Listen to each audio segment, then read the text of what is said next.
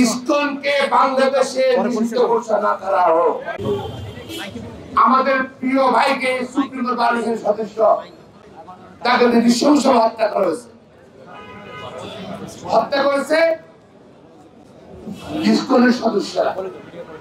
ইসকনটা কি? হিন্দু মৌলবাদী সংগঠন, সাম্প্রদায়িক সংগঠন। বাংলাদেশে মৌলবাদের কোন স্থান নাই।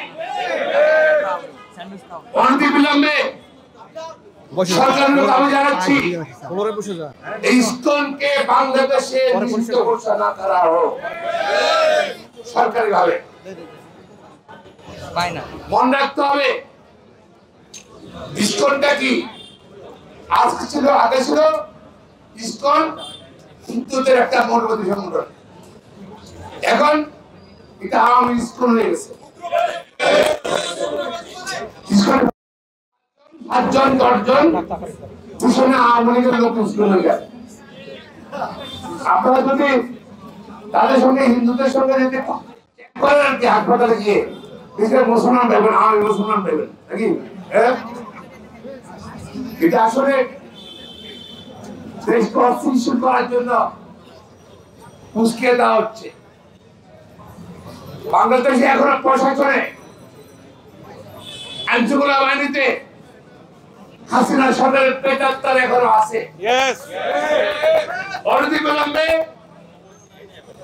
তাদেরকে প্রশাসন থেকে বের করে দিতে হবে।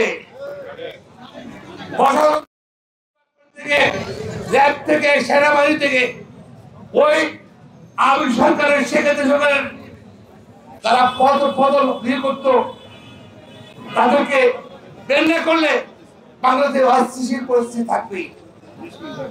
শেখ হাসিনা পলাতক প্রধানমন্ত্রী, ভারত থেকে মাঝে মাঝে দু একটা কথা বলে শুনি আমরা। দেখেন আজ পর্যন্ত সে কোনো কথা বলে নেই, কত 24 ঘন্টা প্রায় 1-1.5 দিন চলে গেল। এটাই প্রমাণ করে ইসকন আসলে স্বৈরাচারের লোকজন নামতে পারছে না। জনগণ তাকে দীক্ষা দিচ্ছে, জনসমর্থনে পুরো স্বৈরাচার আওয়ামী লীগ দল আপনার দেওয়ালি হয়ে গেছে। এখন তারা ইসকনের উপর নির্ভর করছে বাংলার রাজনীতি আবার আনার জন্য।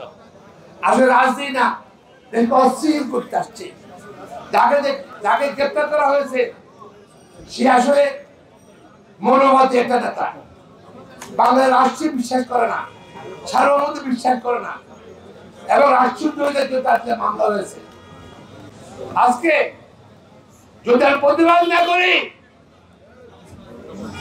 স্বৈরাচার শেখ পলাতক স্বৈরাচার শেখ হাসিনা আবার কিন্তু বাংলা অস্থির করতে চেষ্টা করবে। সমস্ত সংস্কার প্রক্রিয়া বন্ধ হয়ে যাবে, নির্বাচনের প্রক্রিয়া বন্ধ হয়ে যাবে। আজকে জাতীয় ঐক্য দরকার। আইনজীবী জনতা যে দলই করুন কেন, সকল রাজনৈতিক দল বাংলাদেশ স্বাধীনতার বিশ্বাস করে, পলাতক স্বৈরাচারের দল বাদে।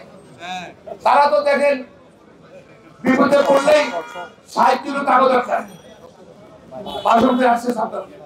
আমরা তার বিশ্বাস করে কেন সন্দেহ, এখন আসলে ঐক্যবদ্ধ করতে হবে, প্রতিরোধ করতে হবে।